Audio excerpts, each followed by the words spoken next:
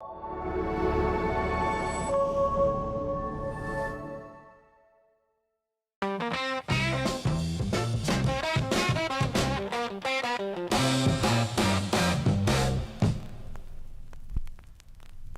hey, everybody, and welcome to another episode of Small Town Podcast, where we highlight some of the amazing people that make up our community here in Summerland, British Columbia, Canada.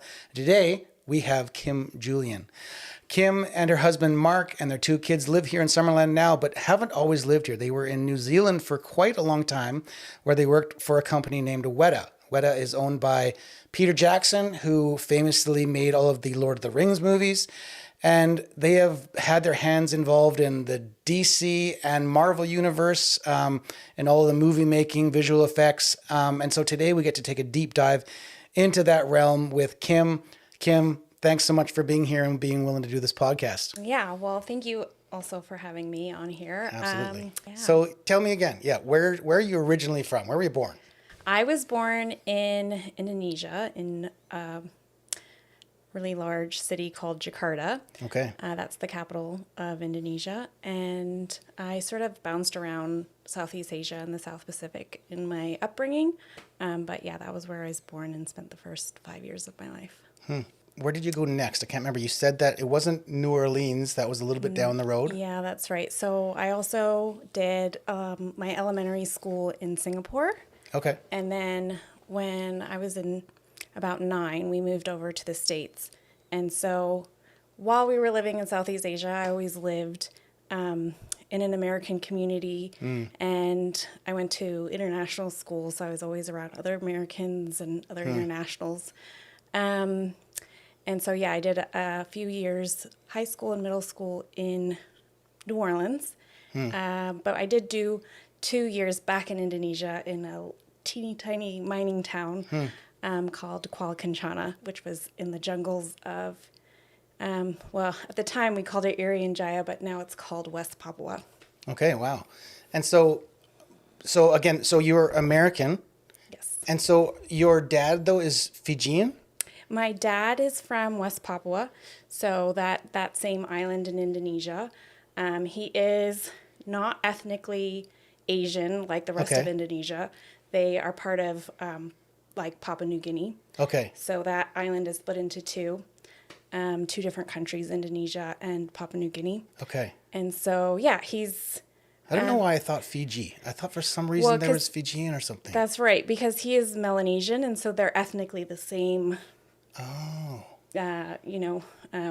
ethnic group. Okay. Which is Melanesian. Okay, gotcha. All right. And so would he have been considered American, or would he be considered like from Papua New Guinea? Like that would be... Yeah, he's Pacific Islander. Okay. And so he looks Pacific Islander. He's a little guy, a black man. Yeah. And my mom is white from Michigan. Okay. And so I have that sort of ethnic background. Gotcha. Okay, so what happens so if you're born in Jakarta, you have an American mom and a Polynesian dad, would that be correct? Or would he be Papua New Guinean, or how do you say that? Yeah. Papuan? Papuan, yeah. Okay. Papuan, he's from Papua. Okay. So I'm what they call a third culture kid. Okay. So someone who is born or lives and grows up in a place that is not the same culture as either of their parents. Okay. And so even though he's from Indonesia, it's not the same. Like when he was born and raised, it wasn't part of Indonesia at the time. It didn't become part of Indonesia until the 60s. And so, yes, and ethnically they're completely different. Like he's a total island boy, like Moana. I like to compare him to. Totally. Yeah. You definitely have the Moana look. Yeah, exactly. For sure.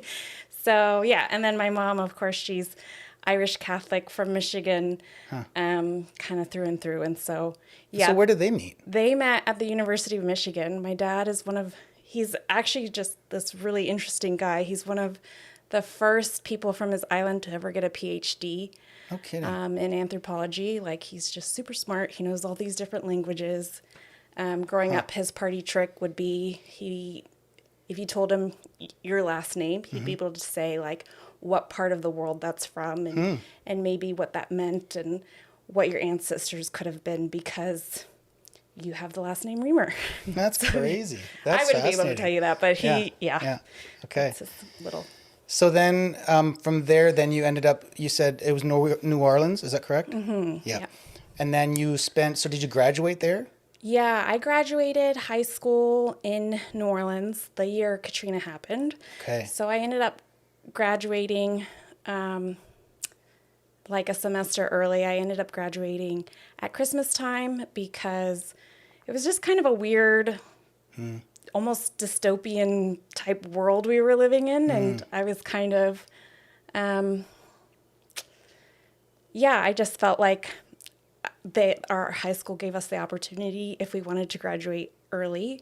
All because of Katrina. Yeah. So this happened in your senior year. Mm-hmm. So what, you halfway through it, and then that happened, and then and then they're trying to pick up the pieces and give you this option. Well, so actually tomorrow is the anniversary of Katrina. It's the August 29th. Okay. And so I guess we would have been in school for about 1 or 2 weeks.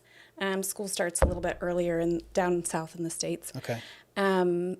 So that would have been my senior year coming in, and then Katrina hits. And it's kind of like living here, everyone's kind of used to having sporadic wildfires kind of come up in the summertime. Yep. And so during hurricane season, you're not really worried about hurricanes in that context. You're like, oh, it could be bad, but normally it just kind of blows over and you have a bunch of leaves to rake up in your yard.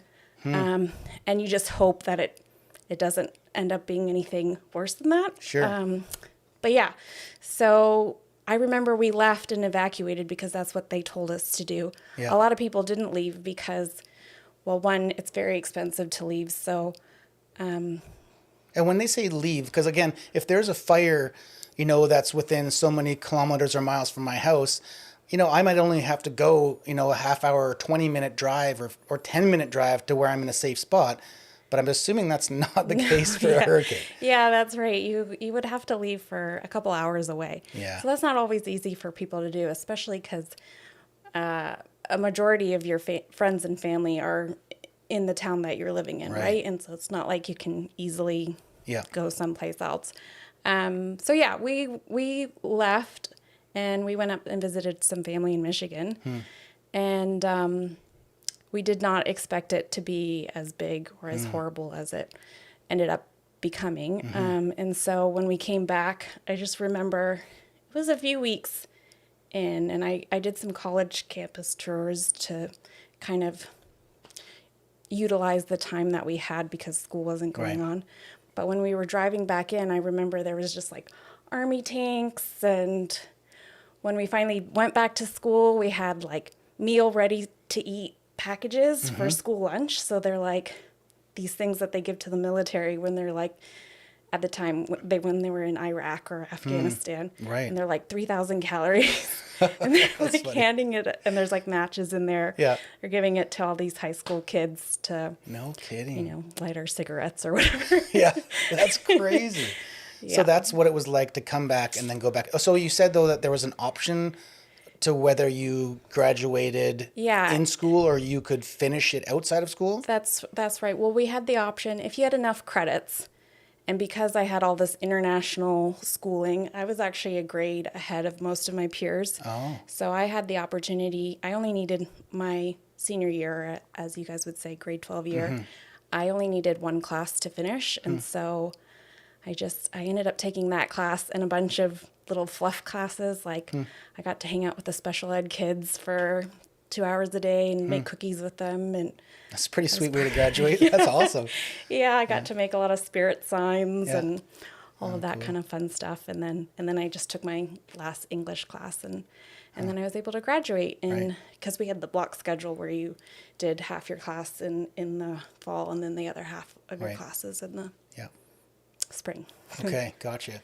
Okay, so I want to come back to the Katrina thing. Before we do that, just so that the listeners, and myself, we can kind of get to know you a little bit better. There's kind of a fun little thing that we do with all the guests, and that is with a simple question of, what is your breakfast routine?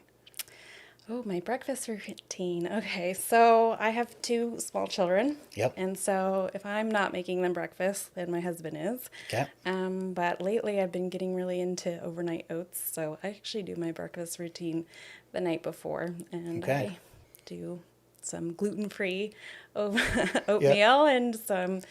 I'm gluten-free and dairy-free, as boring as that is. But okay. Has that been like forever? No, it's been kind of recent. And I think it's because of my island heritage, apparently. Oh, interesting. Yeah, apparently a lot of islanders are dairy-free. Okay, gotcha.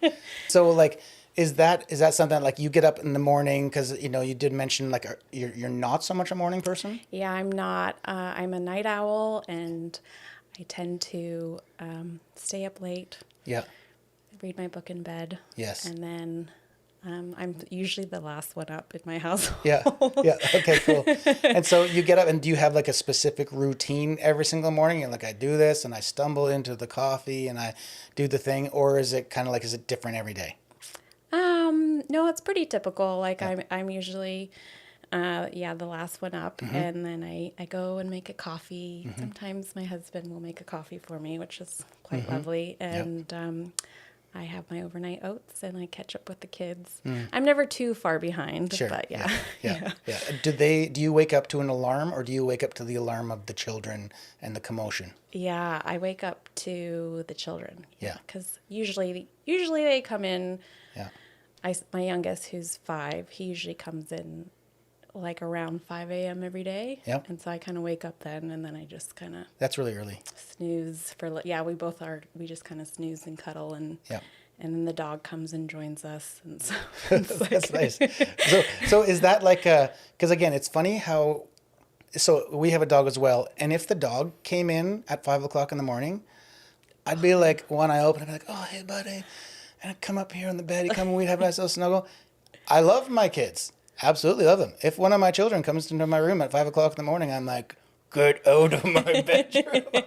But at the same time, some other people are like, no, it's not like that at all. It's so nice and lovely to have my child come in at 5 o'clock in the morning. I wonder when that's going to wear off. Yeah. But for now, they're still super cute. Oh, and for sure. Very snuggly. And yeah.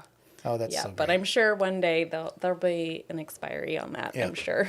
My kids they're again, obviously they're older than yours, you know, like 12 and 14, or 13 and 14, I should know. But still get to go in and we'll do like the little nighttime routine, and my son loves it if I take the blankets and fluff it all out, and he just sits there, and I do it multiple times because it like cools him off, and he just loves that. But I was saying earlier, we go to bed and our kids are going to bed around the same time or later, and so like they're kind of like tucking us in, you know. They come and say goodnight, and it's totally like this role reversal. It's strange. I can't wait for the day. Yeah. I feel like we're still in the like. Yep. Every night is a production. Of course. We're doing the song and reading. I think lately it's been like 4 to 5 different books. I mean, they're all picture books, and then there's one chapter book that we every night before bed. Oh my gosh! So 4 books night. And a novel. And then a little song, and then whole deal. Yeah, that's heavy. Yeah. But at the same time, you look back on those and be like, those are because sometimes you wish those things away, and all of a sudden it's gone, and you're being like, those were the sweetest times. I know. That's what I do. I scroll on my phone late at night looking at baby pictures of them. Right. Just like, I miss those days. Even at the time, it was a lot of work. Cool. Okay, great. So that just gives us a little snapshot into Kim. So, okay, let's jump back to Katrina. Mm-hmm. So after that happened, so when you came back to New Orleans, which you said is about 500,000 people? Yes. Yeah. Okay. So did you come back to like total destruction, or like, I don't actually even know? Yeah, it's really wild. And I think they're putting out, I think Netflix is putting out a new show about the time. And I don't know if I'll ever be able to get myself to watch anything about Katrina. But yeah, at the time it was very strange because the levees broke. It wasn't that the hurricane, I mean, the hurricane was huge. It was a Category 5. It wasn't that, stepping back. Yep. New Orleans is essentially a bowl. So most of the city... Below sea level, like? Below sea level. and they've got levees that are built around the city. Okay. So is this a levee? The water out. Okay, so this is like a concrete wall of some sort? Yeah, some of them are concrete, and yeah. And so what happened was in some of the poorest neighborhoods, but also a couple wealthy neighborhoods, the levee broke, and so water pours into that bowl. Okay. And then the pumps couldn't turn on fast enough. Oh, gotcha. And so then the water sat there stagnant for days on end. And so... And this is all ocean water, I'm assuming? Or is this fresh water? Or is this... So we have a freshwater lake. Okay. Called Lake Pontchartrain. Yeah. And then we have the Mississippi River that's on the south side. Okay. Which kind of creates that bowl. Okay. So you've got a big, huge lake up above, and then the Mississippi that kind of curves around the city of New Orleans. Okay.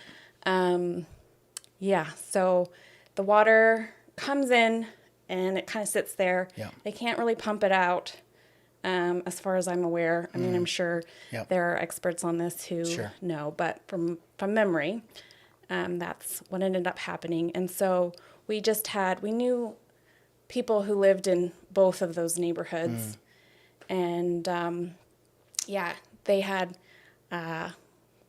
like my brother's house, he had about, I think, 8 to 12 feet of water. So I was expecting you to say inches. I'm like, that's a lot. That's a lot of water. Feet of water, 8 to 12 feet. So there was water like up to people's roofs, like the top of their roofs. And so, a lot of cars were like washed out of the way. Gotcha. Yeah. And then, I guess at the time too, we didn't really have like social media. It was 2005. We didn't have like all of those things. So there was a lot of rumors. Like I remember people saying they found alligators like displaced and Wow. like a shark from the aquarium had floated somewhere. On the prowl. I don't think any of that's true, but maybe, Crazy. So then after that, what was it like to kind of, I don't know, get your bearings back and then be like, hey, how do I move forward from here? Like, what's the next thing post-secondary? What was it that led you to the next place? Yeah. So I grew up in a Christian home, and my dad actually, he used to do some Bible translation across Southeast Asia because of his linguistic and anthropology background. Gotcha. And so because he did that, he kind of said to me one day when we got back, and I was supposed to go to Loyola University in New Orleans, but that was looking like that wasn't going to really be a good fit for me anymore because they were going to shut down part of their arts program, which was something that I was really interested in doing. Yeah. And he said, why don't you just like take a gap year and go on a mission trip?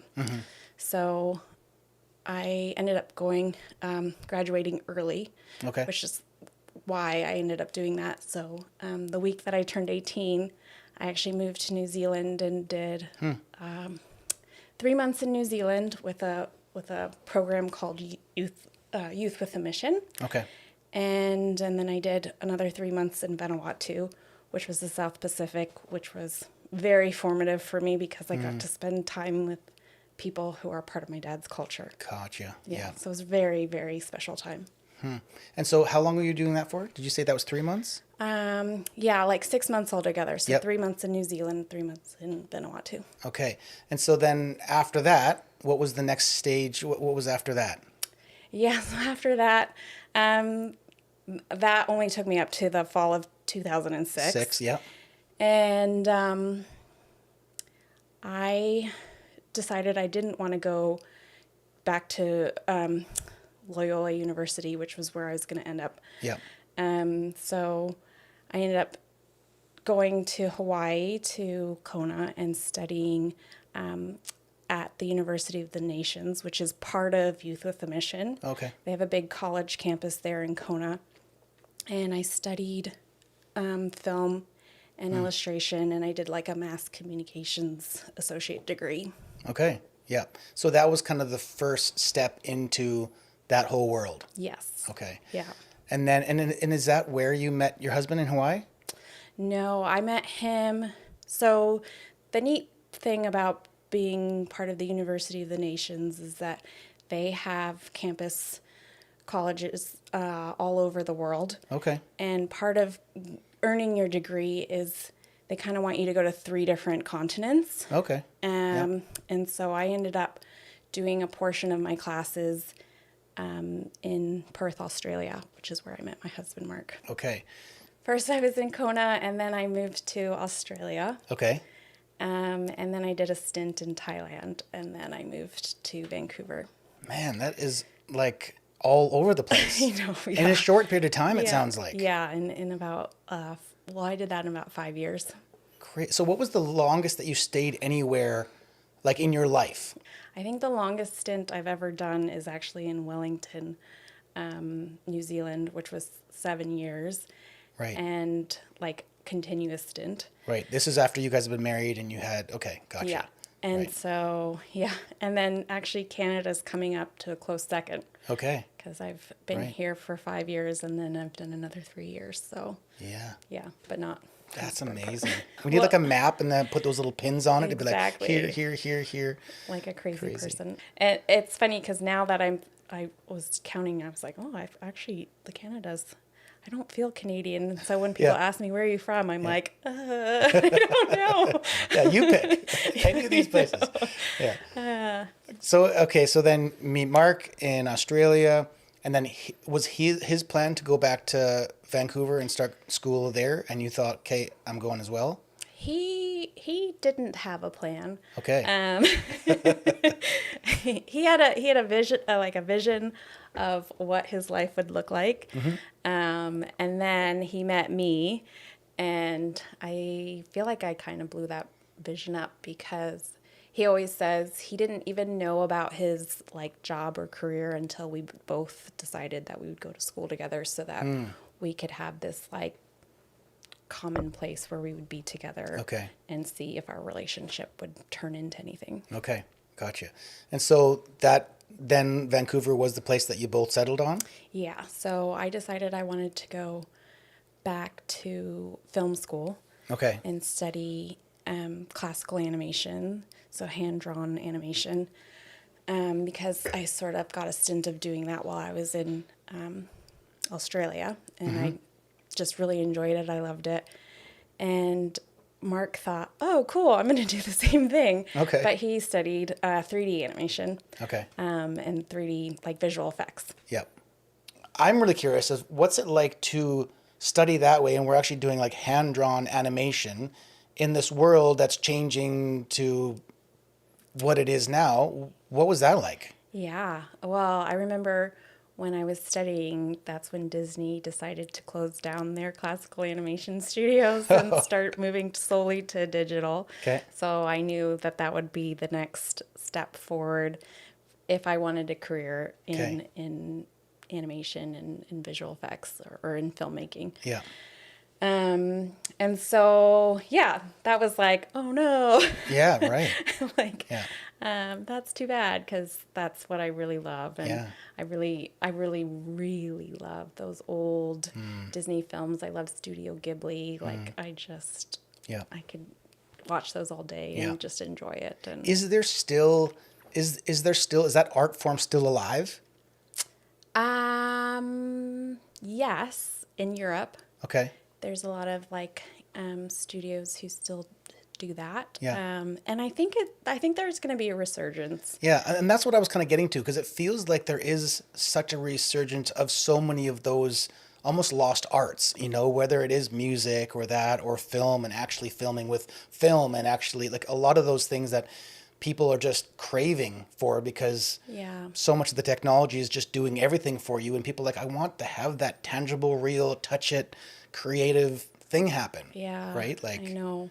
Yeah. My sons were watching Robin Hood, the old Disney with the fox as Robin Hood, and you can actually see where they've erased like lines, like pencil drawings and stuff. Yeah. And you can see like just little imperfections. Sure. That are that just make it so beautiful and so engaging to watch, because there's like, human element to it and a human touch. Yeah. And I think, I think my boys, like, they do watch a lot of, like, garbage 3D animation as well. But I think they do, there's something about that they find, like, I hear them laugh, bigger laughs. And, even, like, the artistry of the voice animation is just so incredible. And just the elements of that I think that they really appreciate. Yeah, no kidding.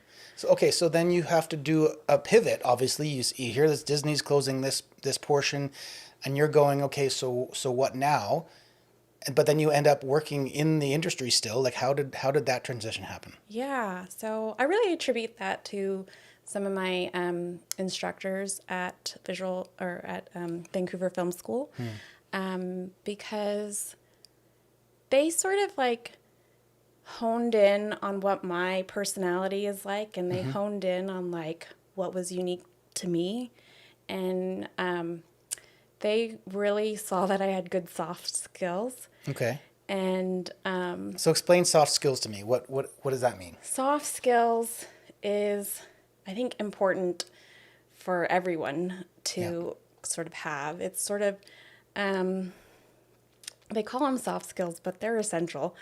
It's how you can engage with people. Yeah. It's how you can influence someone to do something for you. Like, and I have to do that quite a bit. Like, I have to ask people at 5:00 at night, can you please finish this one thing? It'll take 3 hours. And I have to figure out a nice way to approach that. And okay, so I think this'll all make sense as we figure out what is this job that you actually are doing? Like so you went from film school, what was the job that you ended up getting that allowed you to use all those skills? Yeah, so my instructor set me up to have a meeting with someone who was a lot like me, and she was going to be at this fair, and so we were going to meet up, and she was going to tell me about her experience. She was a production assistant at a really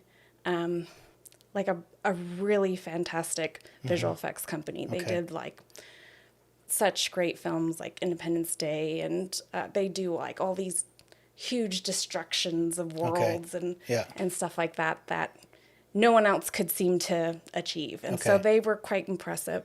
And so I ended up going to the conference where I was supposed to meet her, but she fell sick.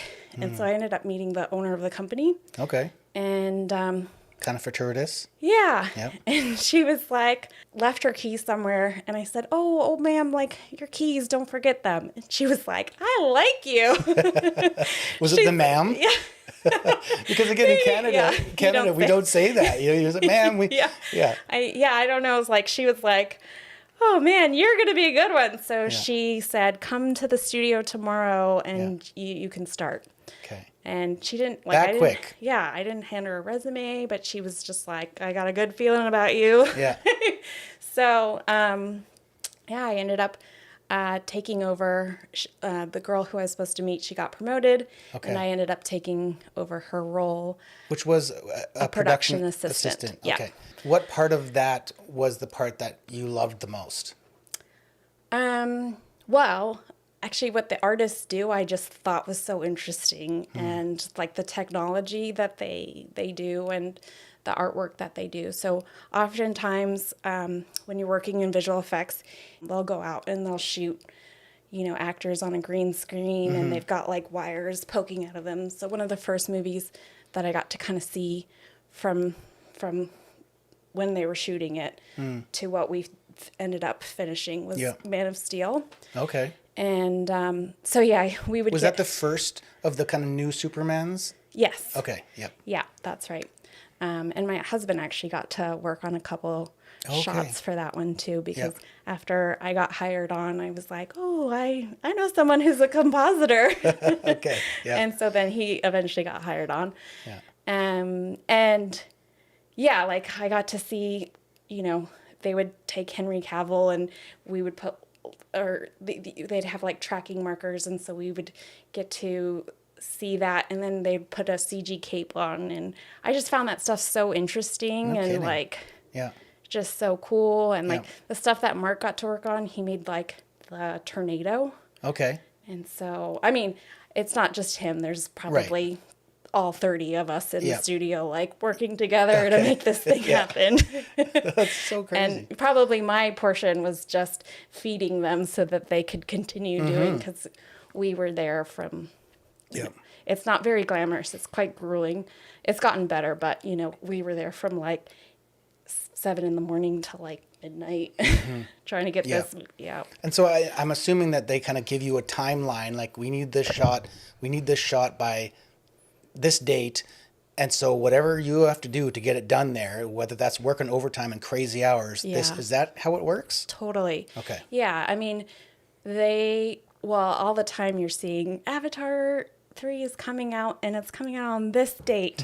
Right. And we're like, okay, we know we have to hit that deadline. So right. yeah. And did you work on all the avatars, or just the last one, or the last 2? No, I did I got a credit on Avatar 2, but I was using all my soft skills. Okay, yeah, gotcha. And bridging together our Vancouver office and our Wellington teams, and Okay, so that gives me the clue. So Wellington, that's different than Vancouver. Yes. We're talking about New Zealand. So what happened from that original company who did Man of Steel? Did you then get hired by another company, or is that the same thing? So Mark got hired. So one of the guys that he worked with in Vancouver at Scanline ended up going to Wellington.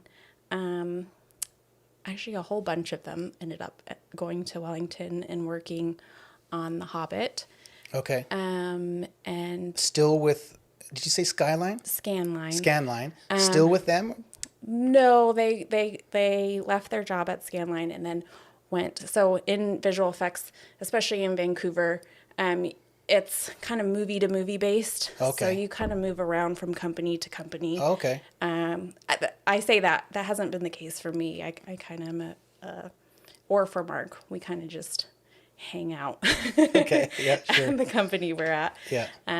Especially, so we got hired over at Weta. Okay. We moved over there. I got to work on my favorite film that I've ever worked on, and it's not because it was a great film, but it was because it was the most fun, and I will never forget it. Alvin and the Chipmunks 4. Oh, no way. That's hilarious. Yeah. So just the most amount of fun that I've ever had at work. Okay, so I'm thinking about like Marvel movies that you've worked on. I'm thinking Man of Steel, The Hobbit, Alvin and the Chipmunks. Yes. What makes Alvin and the Chipmunks what was so fun about it?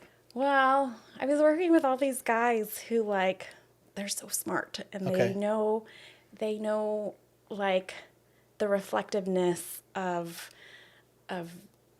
certain surfaces. They study like how blood flows in your skin so that they can recreate when someone blushes, or they know the oil versus water mix that's in your skin. Okay. And they study how hair, so that they can create animals with, real looking groom.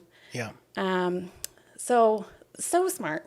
That's fascinating. But, we're looking at chipmunks. Yeah. They're like, okay. So, when I'm talking about reflectiveness of surfaces, they're like, how reflective can we make the chipette sequin skirts? And, how can we make their fur look more real and detailed? But they're cartoon characters, so you don't want to take it too realistic. Okay. And so sometimes we sit in a big room and we discuss one shot over and over again in detail. And, it's Theo pooping out a Cheeto, and those are our CG elements. That sounds pretty fun. That sounds pretty fun. So, yeah. Yeah, that's great. So we would all have a little giggle, and yeah. Oh, that's pretty sweet.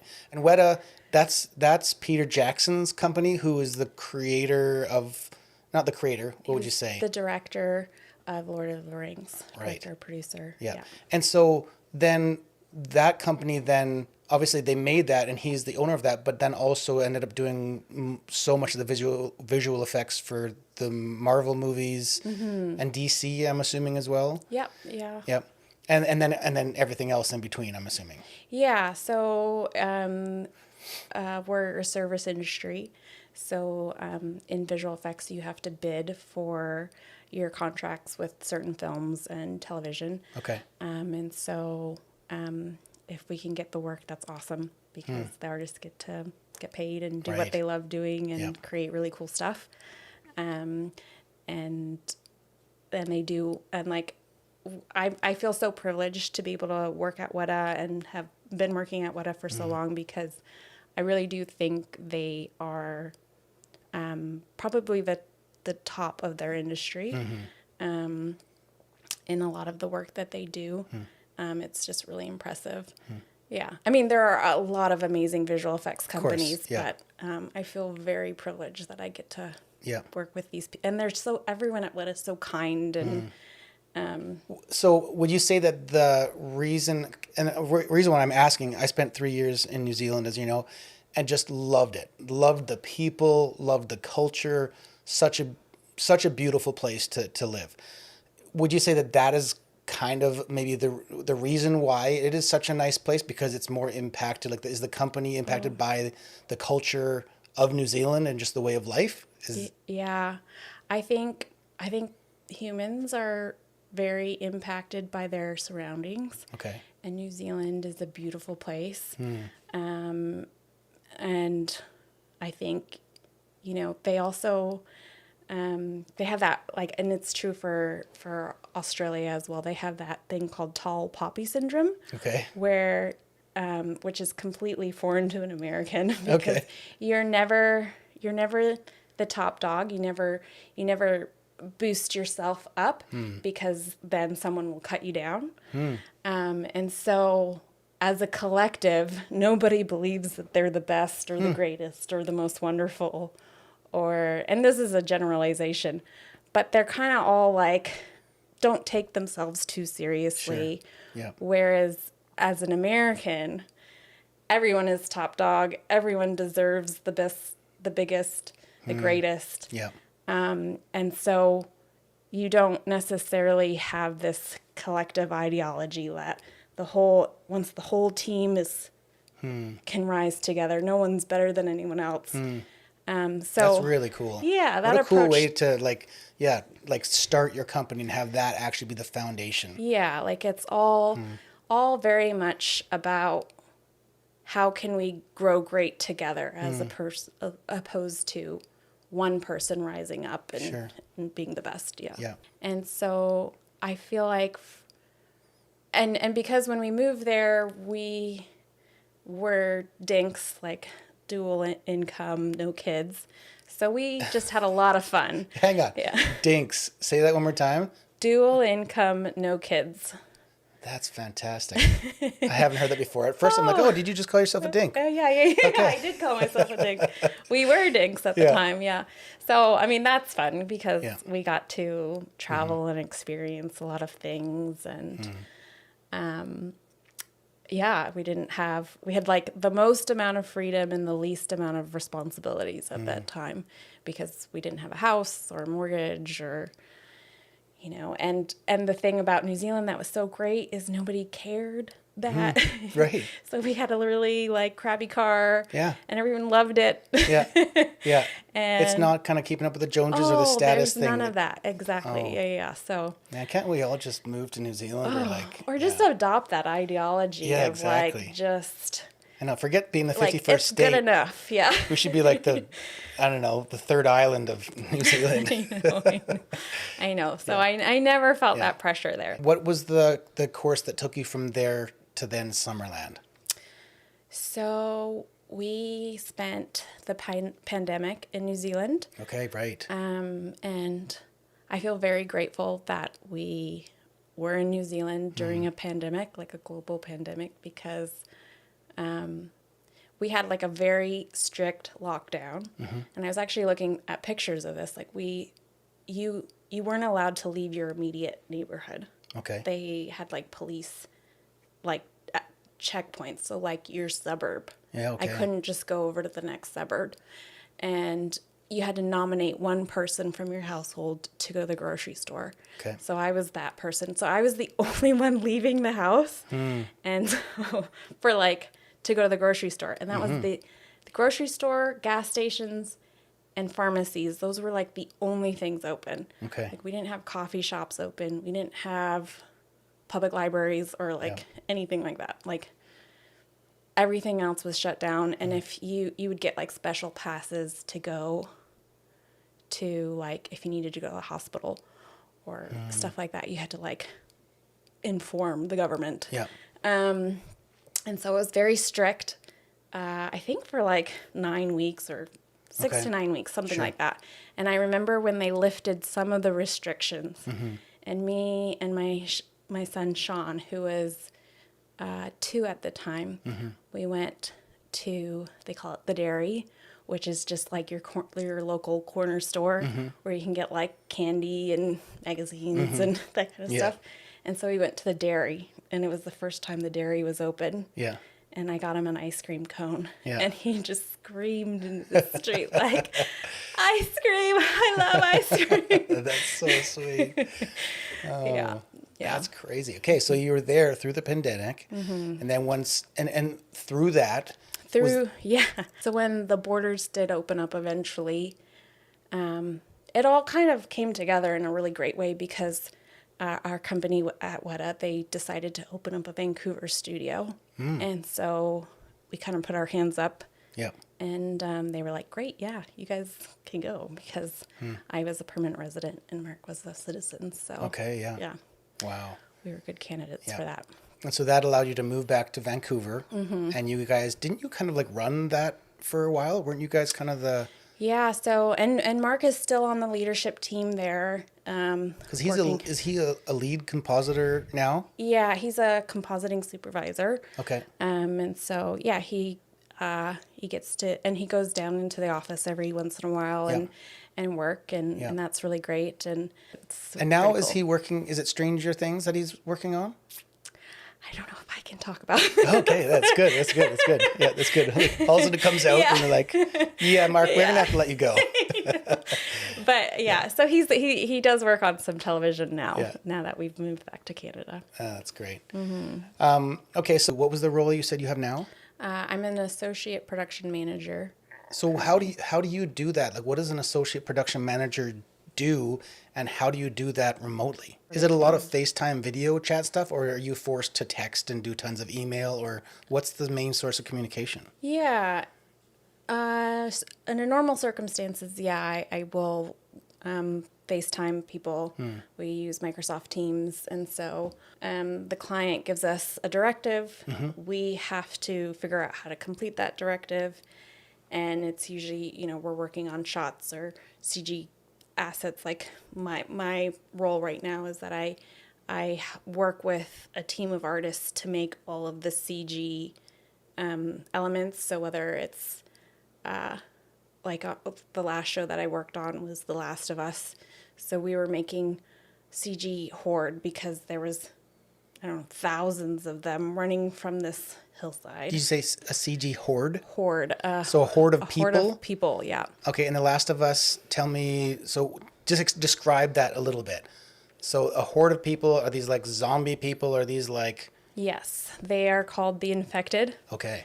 So, in The Last of Us, it's a television show about this fungus that sort of takes over your brain. Okay. And then there's one girl who's immune, and so it's sort of her journey. Okay. And she has sort of a father figure who protects her, and it's about their relationship. But it's also about, like, what the world would turn into if whole cities had to be shut down, and and what that dynamic is. And so is it a bit of a play on, like, say, COVID, or like does it have any kind of, like, is it political at all, or is it more just a good fun kind of thriller watch? It's a thriller watch.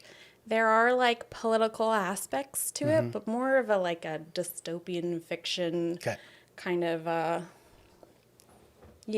And it's based off of a video game. Okay. It's like a video game that was widely loved and then hated and then loved again. It's funny because I'm realizing that I'm a little bit of one of those small town people. It's like, I don't really watch TV. I've heard of that show before, but like, I don't know. Yeah. Okay, so you're in charge of this one thing, this horde of infected, fungus raging people, and you have to... Well, I wouldn't say I'm in charge, but part of the whole process of creating a film or a television show is that there are whole aspects that like we as humans can't do. Like we can't physically get shot or be burned to death. Yes. There's stunt people who can act that kind of stuff. But so we get given all of these scans of these people who are infected. We're not allowed to say zombie. Okay, yeah. I'll have to put $1 in the jar. Okay. But these infected who have like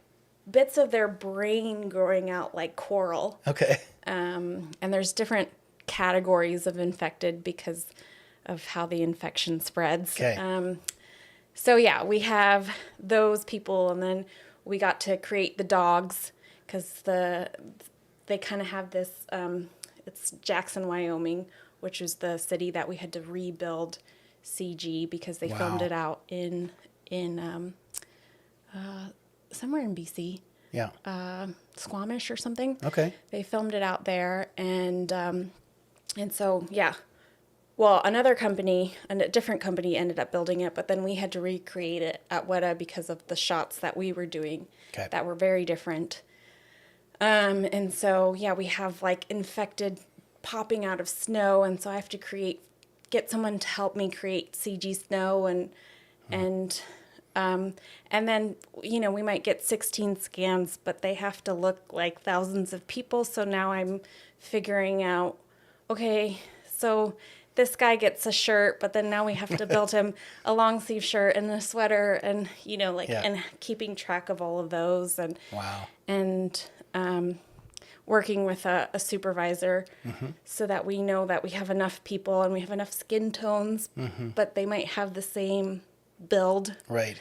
And different hairstyles. Yeah. And making sure that, two of them aren't standing side by side. Yeah, doing the exact same movement with the same... Exactly, right. And then, we're getting cans of, or barrels of gasoline dumped on them and then blowing them up. And so I got to look at, pictures of what intestines looks like. Oh, my goodness. That's crazy. Or what a severed leg is. Oh, boy. Yeah. So, it's never a dull moment. No kidding. That's so fascinating. Okay, so then moved to Vancouver, and now you've moved all the way back here to small town Summerland. Yes. Yeah. Mm-hmm. And so, again, it's different because a lot of the guests that I've had, like I said, have been from Summerland, have lived here for a long time. That's not the case for you. You've been here for now, how long have you been in Summerland for? Just 2 and a bit years. Yeah. Yeah, I've lived here. Yeah. And so what is that like, being... an American, but also living in all these different places and working for, the movie business and having your hands in all these different things, and then to come down and live here where life is just so vastly different. What is that like, and what's that transition been like? Yeah. Well, when we first moved back to Canada, I'm a permanent resident. But my permanent residency lapsed while COVID was going on. Okay. But I guess because I'm married to a Canadian, I didn't have to start the process over. Okay. And then I think they, how could I get back here during COVID to renew my PR? Yep. So when we initially moved to Summerland, I could not work because I was kind of in... limbo with my status here in Canada. And that, I think that was just very jarring because I've worked since I was 16 years old. Yeah. And so, and even though you can get a year off for mat leave, I was in the office, pretty quickly and that sort of thing. So that's just deeply ingrained with who I am as a person. I find my identity in my work, which is not necessarily a great thing, but sure, something I'm working on. Yeah. But I'm assuming small town probably also really forces you to think of that differently. Totally, yeah. So I moved here, and I was telling you before, like, I married into a family who helped build Summerland. They were like, there's a street named after Mark's family here, which is pretty common. Like, that's one of the special things about Summerland is all the founding families have streets named after them. So yeah, when we moved here, I was like, I did have concerns of like, how am I gonna become my own person here and not just Mark's wife or my in-laws' daughter-in-law. And I did kind of really sort of struggle with trying to find myself, especially when, as a person who does find their identity in what they do, and then all of a sudden I wasn't doing anything. Yeah, no kidding. Right. Yeah. I'm not always the most fascinating person in the room. Like I feel like I tend to like step back and just try to, like, I must have the tall poppy syndrome because I just, I don't, I want to be in the background. You're more of a kind of like, you get to a party and you kind of want to like wallflower. Yeah. Find that one person, then have a good, but at the same time, it was your in-laws' 50th anniversary just the other night, and you weren't a wallflower. You were cutting a rug, something hardcore on there with all your girlfriends. Yeah. Well, yeah, I do like in new situations, I feel like I'm just that. Sure. I sit back and observe. I'm not like, it takes a minute for me, and I usually rely on someone to kind of adopt me. And I'm very much an introvert who relies on an extrovert to come and take me. And set me free, like, introduce me and Well, you mentioned something interesting. So we had Danielle Carissa on here earlier, and you said that there was something that she had mentioned to you that kind of stuck.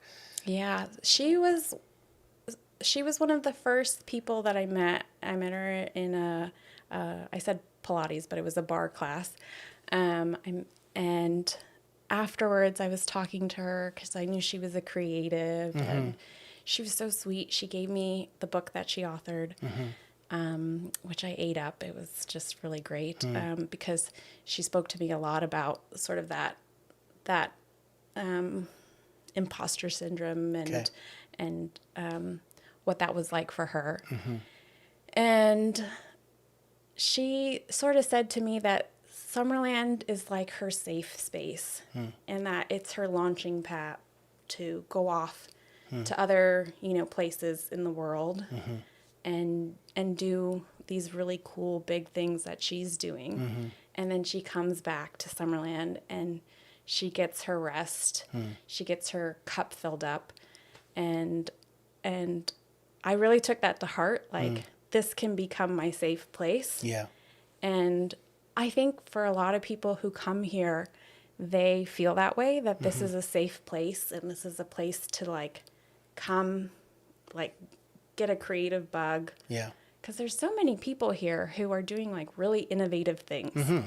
And I don't know, I think we're deeply affected by our environment. That's true. Yeah.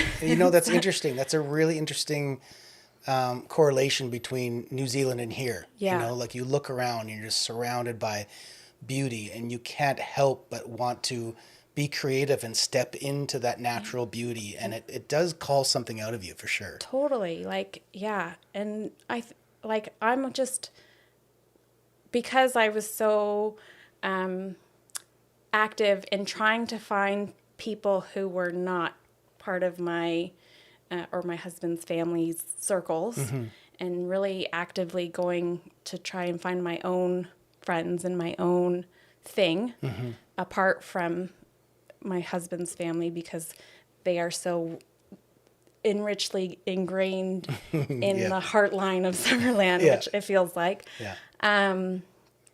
I ended up meeting all these incredible women who are like authors or starting these crazy businesses and doing these really awesome things, or like really involved in like, you know, the women's shelter in Penticton, and like doing just such amazing, cool things. And so now that you've kind of been here and experienced this small town, do you find after being in all those different places, like, do you feel that the small town offers something different that you don't get in some of the bigger places that you've lived? Yeah, completely. Well, this is an agricultural community. Yeah. And I love movies and I love TV. Like, I'm just all about it. And it's so interesting to me to meet some of the other parents who are farmers. Okay. And they're like, oh, we just don't watch TV. Yeah. Interesting. And they just have this like slower pace of doing things. And like, while I was off work because of my PR situation, I was helping some people with computer or getting their websites set up for their small businesses. And I was amazed at how many people who are actually computer illiterate in our town. Yeah. But I mean, I guess it's true for everywhere. It's not just small town, but you really, you don't need a website here. Yeah, that's true. It's just everybody knows each other. Everyone knows what you're up to. And you get business through word of mouth. Do you like that part of it? Or do you kind of like the thing, like, because again, there's a certain part of maybe feeling a bit exposed and like, hey, everybody knows my kid and knows my business and knows my stuff. Is that something that took a while to get used to? Yeah. I mean, there's two sides of that coin, right? Where it is really lovely that there are people who are so invested in you as a person, and you're like, I'm still trying to remember your name. Yeah, right. And how you know me and our family and that sort of thing. But it's I think, you know, if you're a big city person, it takes a minute to realize people do care about you, and it's genuine and not like just like a fake politeness. It's actually a genuine care for people because they're part of your community. You're part of them now. Yeah. Okay, well, I think this is a good segue to kind of taper off to the end of the episode, but the way we do that is we kind of have a lightning round. I'm going to grab my phone here. So these are just a bunch of lightning round questions that are kind of just like yes or no, one word answer. Again, sometimes it might turn into a bit of a conversation, but we'll just get into it and see how we do. So, Kim, first question of the lightning round. Nachos or ribs? Nachos. That was quick. Comedy or action? Comedy. Rom-com or drama? Rom-com. Animation or live action? Animation. Okay. Hug or handshake? Hug. Backstreet or NSYNC? NSYNC. Yeah. Can you name any of the band? Any of the boys? In NSYNC? Yeah. There's Justin Timberlake. Yes. There is Chance, JC. I want to say Hugo, but I think he was in the Backstreet Boys. Okay. I honestly don't know any of them. I mean, I know the what's his name? I was more of a Britney Spears gal when the boy bands were big. Fair enough. Yep. Okay. What about, Beyonce or Lauryn Hill? Lauryn Hill. Thank you. Yes. What about, produce or direct? Ooh. I think for me, produce. Yeah. Yeah. Usher or Timberlake? Usher. Okay. Peaches or cherries? Cherries. Yeah. Bagpipes or banjos? Banjos. Okay. I was asking my wife about this. New Orleans music, super famous.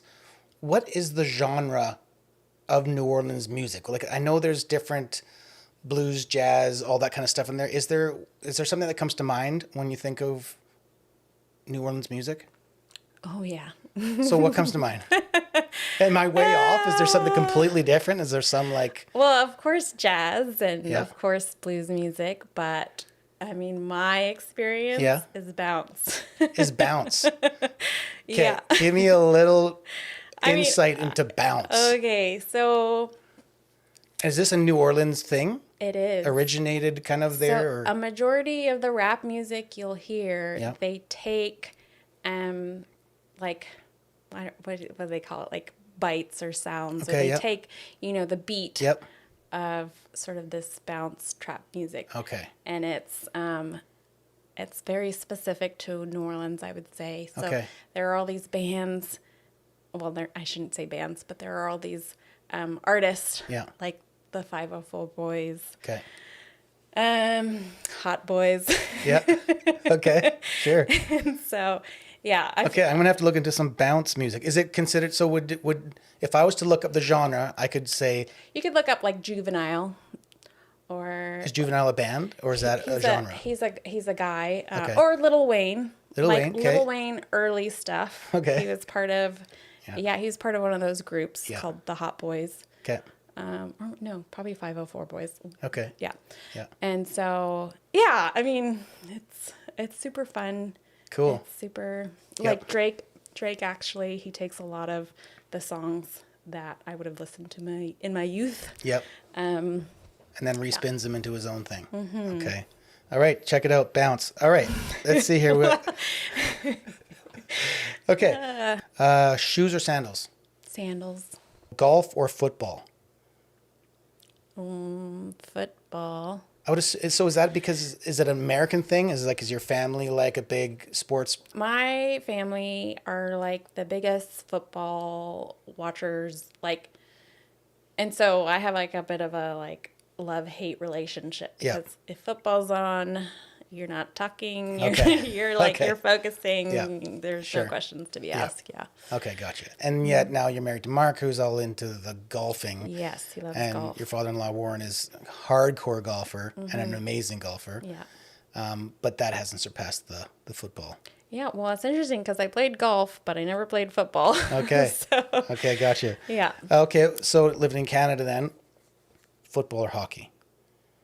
Football. Still, you're like, I don't care about hockey. Do you care about hockey? Is that a thing at all? I don't. No. And my first experience with hockey, really watching it, is when the Stanley Cup came to Vancouver, and I was living in Vancouver. So then I was a student, and I was in downtown Vancouver when the riots broke out. So I was like, what is this sport? Okay, gotcha. It makes people crazy. Yeah, that's awesome. It certainly makes people go crazy, but that's one of the things we love about it. Oh, totally. Okay, Iron Man or Thor? And I didn't say Chris Hemsworth or Robert Downey Jr. Right, yeah. Okay. I would say Iron Man. Okay. Same follow-up question, though. Chris Hemsworth or Robert Downey Jr.? I'm going to go with Robert Downey Jr. Okay, yeah. I liked a flawed character who, who's just doing their best. Yeah, okay, cool. I like it. Did you work on either of Thor or of, what is it, or did I say, or Iron Man? No, but I got to work on Avengers Endgame. Oh, wow. Yeah. That must have been fun. Yeah, I got to I got to make all the CG little characters of them coming out of their little, I didn't make them, but I scheduled them. Yes, yeah. And yeah, I got to know Robert Downey Jr. Height and weight. Yes. And because Iron Man is a foot taller than him, and so you kind of have to make two different suits for him, the one that comes on top of him versus the one. Oh, you know what? I did work on Iron Man 3. Oh, you did? I forgot about that. Yeah. Cool. Yeah. All right. There's probably been quite a few. It has, yeah. DC or Marvel? I don't know if you're allowed to say. I am allowed to say. Okay. Marvel. Yeah, totally. Okay. Yeah. Well, I will say Batman, The Dark Knight. That is the most superior superhero film there is. Okay. Nothing can beat Dark Knight. Really? In my opinion. In my humble opinion. Okay. Toast or bagel? Bagel. Okay. Sweet or sour or savory? Sweet. Okay. Dance floor or people watch? Dance floor. I think you alluded to me cutting rug the other night. That's right. Okay. Pie or cake? Cake. Okay. Bungee jump or skydive? Oh, gosh. You're like, neither. Neither. Okay, last one. Campfire or candlelit?